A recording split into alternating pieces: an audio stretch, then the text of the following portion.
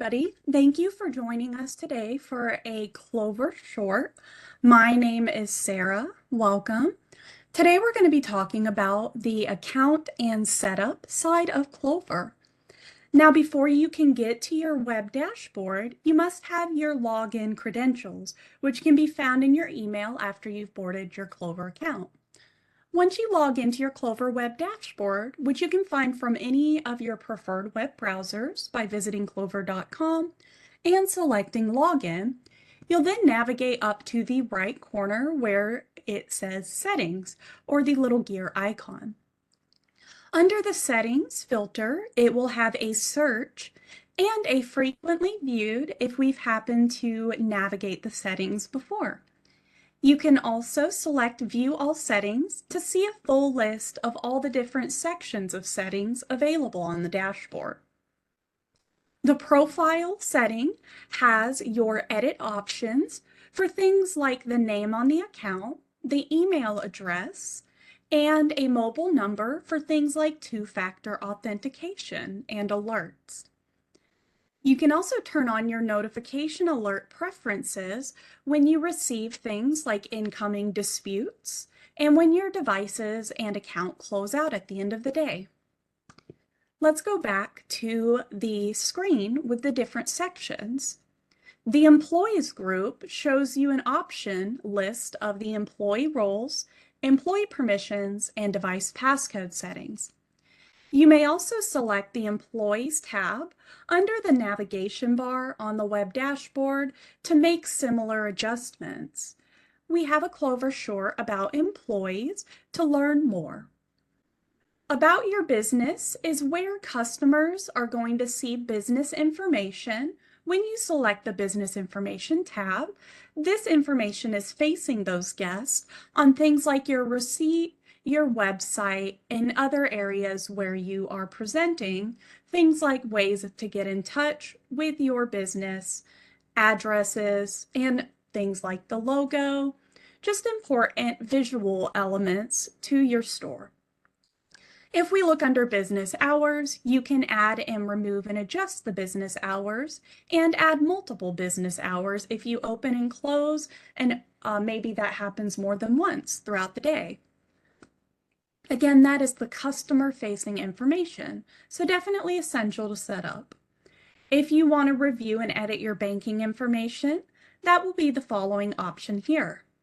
Devices can be named and customized under the device setting, and they can set up abbreviations for order details that are going to the kitchen, or tracking orders we can filter by device. So having them named, having them with an abbreviation can really help for those insights. The Merchant tab is one that's custom to my demo account. However, for our accounting specialist, y'all might see this option. Closeout is a setting where you can choose your method and time that your batches close at the end of the day. Billing and Statements allows you to access your monthly statements, your service plan, which can be adjusted if needed, and your tax forms can be downloaded. Business Operations will have a large list of different drop-downs, and looking at the first one, Online Ordering allows you to see your delivery partners, connect them to your web dashboard so you can receive delivery orders from third-party partners. Settings under the Orders tab for online can also allow you to turn on pre-included options like Clover Online Ordering, Order with Google, and you can also activate your third-party ordering. We do have online ordering shorts that will go through all of the settings here in more detail. But this is how you'll find them, is under the Business Information and Settings.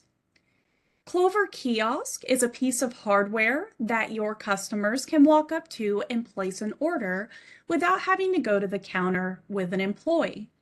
Order fulfillment can be customized with what requires information to be sent to the kitchen. So things like customer names, instructions they'll follow, and your menu images can be personalized on the kiosk. Taxes and fees and reporting will be our next options. Reporting preferences are start and end times for the reporting period. We have reports that can be turned on or off based off need.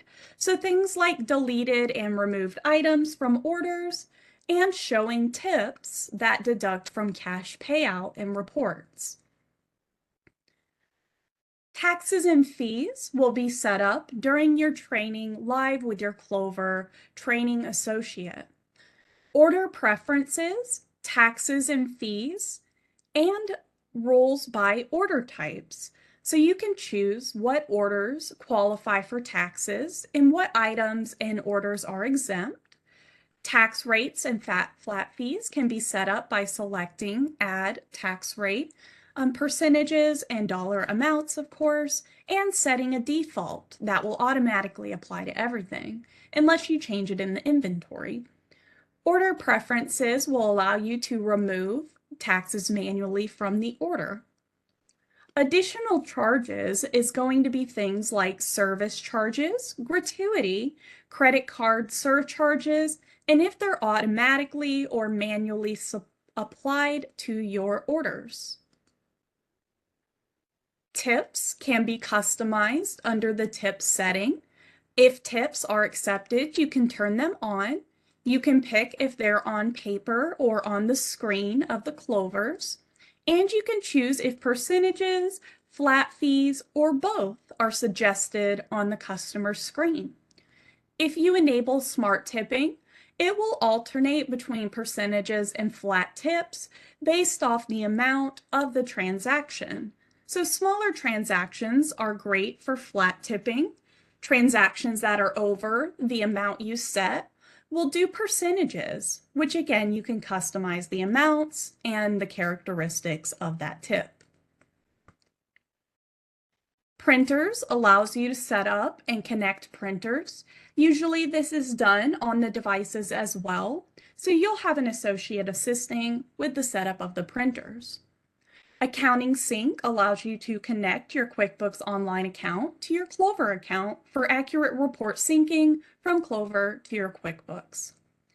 API tokens might be an area you and your developers would like to look further into.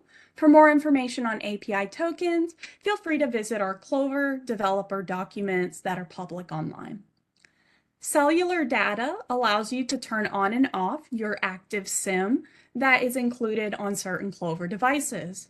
The active SIM allows you to have cellular data services while you're away from the store. Clover devices can process offline, but having an active SIM is something we provide to reduce the need for offline mode. Lastly, the inventory tab allows you to track stock, and if you run out of stock, you can have your system show that updated count, so it'll decrease, and once it's out, you can have the item deactivate or still show in the system. Negative stock counts are available as well. These are great for things like pre-orders to see how much we need to order quantity-wise for those items. Under the Transactions tab, we'll have orders, order receipts, order types, payments, payment receipts, and virtual terminal settings. Orders allows us to group orders in the register if they are the same. For example, I'm buying a burger with ketchup and mustard. And then my family, someone else, wants a burger with ketchup and mustard as well. Those are similar items, so it would say burger with ketchup and mustard times 2. Instead of making the ticket longer, it grouped them together. Allowing notes onto orders, staying in categories, so if I ring up an item, it won't bring me back to the category home screen. I will remain in the order screen for those groups of items. Item removal reasons can be personalized in here. You can add your own removal reasons, change the defaults, and you can reorder the list by dragging and dropping into your preferred organization that will show on the system. Order receipts are what the kitchen will see. So order information like sizes, language that shows to the kitchen, notes and special requests, modifiers, etc. Those can be edited on the dashboard here, as we can see. You can also edit these and preview the receipt live on your Clover devices. Order types are important because they allow the kitchen and the employee ringing up the order to indicate what type of order it is, so they can select dine-in, to-go, delivery, etc. Payments is going to be where we can choose what payment buttons and tenders show in our register checkout.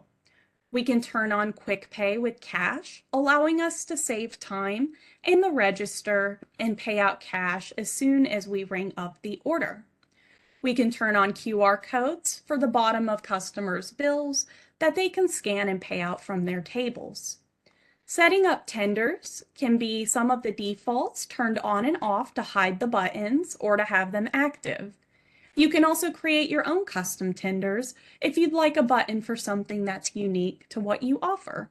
In this case, we have an example of a handwritten gift certificate that this store gives to their customers. So we can select gift certificate as a payment mode for our checkout flow. And it will show up on our tender reports on what payments we accepted. Void and refund reasons can be customized. So these are great options to show why we had a refund, void, or scenario. Just like removing an item from an order, refunds and voids allow you to organize and customize those prompts. Payment thresholds can be turned on, so if the amount exceeds the amount shown, we have a manager override to approve or decline that transaction. You can customize your payment threshold as well. Invoice number and important order label or identifying characteristics can be mandatory. So this could be things like a customer name, an invoice number. In our example, we called it RO number. So personalizing this field allows for required prompts on orders and transactions. Cashback can be turned on.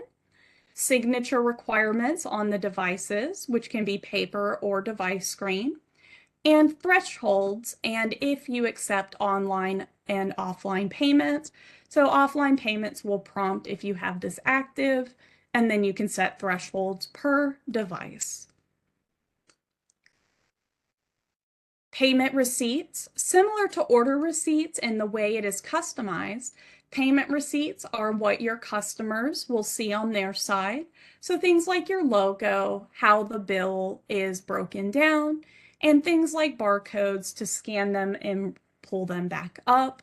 Whatever you need on the customer receipt, it can be personalized here and on your device. If you're in the store, you can find that in your settings as well. And then virtual terminal, for those taking payments on the virtual terminal here under new sale, you can choose what payments you want to accept, if tips or taxes apply to that transaction, and what customer information is required on the order. Card on file allows you to save here on the web dashboard, so you can reprocess the same card if the customer needs to make another payment. You can also turn on and off recurring billing if you opt your customers into a payment cycle. Our last area is e-commerce. Hosted checkout is going to be the preview page for what will pop up if our customer selects a button to make a payment from our website. We can send them a URL where they can select that URL and it brings them to the checkout. We can also do a QR code that they can scan and it takes them to this hosted checkout page. Depending on what payment links you have set up will determine what the items on the checkout are going to show. So in our case, we have a donation link attached to our emails when we send them out to our customers.